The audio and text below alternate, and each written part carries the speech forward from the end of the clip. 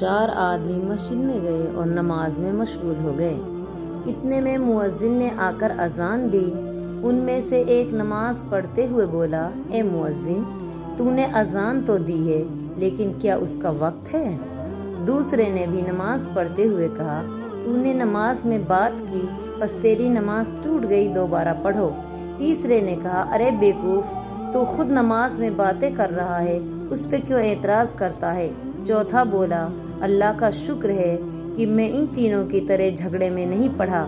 اس طرح نماز میں باتیں کرنے سے چاروں کی نماز ٹوٹ گئی۔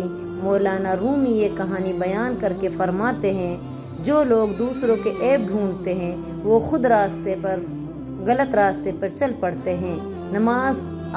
نیک آدمی وہ ہے جو اپنا عیب دیکھتا ہے اور دوسروں کا عیب دیکھتا ہے تو اس کو وہ بھی اپنا ہی عیب لگتا ہے۔ ہمیں چاہیے کہ ہم اللہ پاک کا ڈر، خوف، تقوی اپنے دل کے اندر پیدا کریں اور اللہ کے لیے عبادت کو خالص کریں۔